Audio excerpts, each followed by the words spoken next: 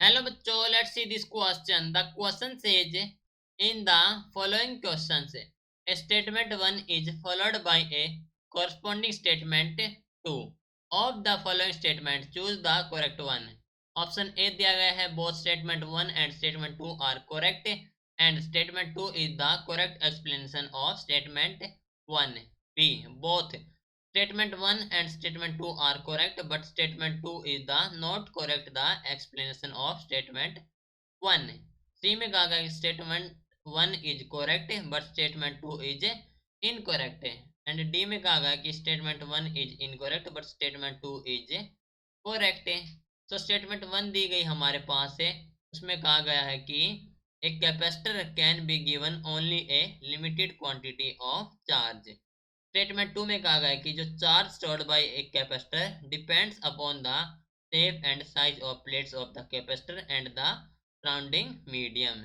Okay, तो इस question के लिए हमारा की कॉन्सेप्ट यूज हो रहा है, that is the capacity of a capacitor. Capacity of a capacitor. Okay, हम जानते हैं कि जो सी होता है which is equal to the epsilon naught A upon D. ठीक है, तो फर्स्ट ऑफ ऑल हम कंसीडर करेंगे एक पैरेलल प्लेट कैपेसिटर है। So we consider a parallel plate capacitor. ठीक है, सो हम जानते हैं कि for parallel plate capacitor, for parallel plate capacitor जो सी होता है हमारे पास है which is equal to the A epsilon naught upon D, and हमारे पास है कैपेसिटर पैरेलल प्लेट कैपेसिटर। ठीक है, सो एरिया है इसके लिए A and D is the distance of separation between them. ठीक है, सो हम कह सकते हैं कि जो डी है that is the separation between plates,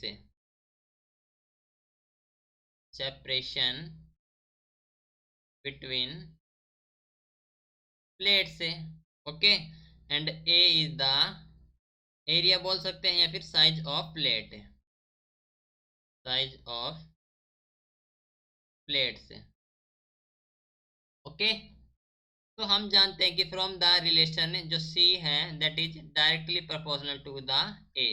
that means हम कह सकते हैं कि जब हम इंक्रीज करेंगे सरफेस एरिया तो कैपेसिटेंस इंक्रीज होगा। तो C increase when A increase. ठीक है, यानी कि ए को इंक्रीज करेंगे तो सी इंक्रीज होगा। एंड ऑल्सो बात कर लेते हैं जो रिलेशन हमारे पास है C is inversely proportional to the D. That means increase separation तो कैपेसिटेंस डिक्रीज। ओके, सो हम इंक्रीज करेंगे डी को, डी इंक्रीज तो जो हमारे पास है सी वो डिक्रीज हो जाएगा। ओके, तो स्टेटमेंट 1 में कहा गया है कि एक capacitor can be given only a limited quantity of charge. Okay, so हम कह सकते हैं कि जो स्टेटमेंट 1 है हमारे पास करेक्ट है, क्योंकि एक कैपेसिटर है वो ये देता हमें एक लिमिटेड क्वांटिटी ऑफ चार्ज। ठीक है, स्टेटमेंट 2 में कहा गया कि जो चार्ज स्टोर्ड बाय कैपेसिटर है वो डिपेंड करता है shape and size of the plate of capacitor and medium के। ठीक है, तो हम जानते हैं कि वो सी होता है हमारे पास ए epsilon not D.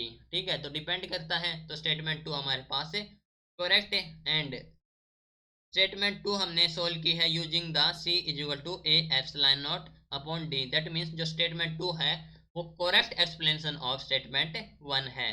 That means हम कह सकते हैं कि हमारा ऑप्शन नंबर ए है दैट इज द करेक्ट। ठीक है, so this is your final answer. Hope you understood it well. Best of luck.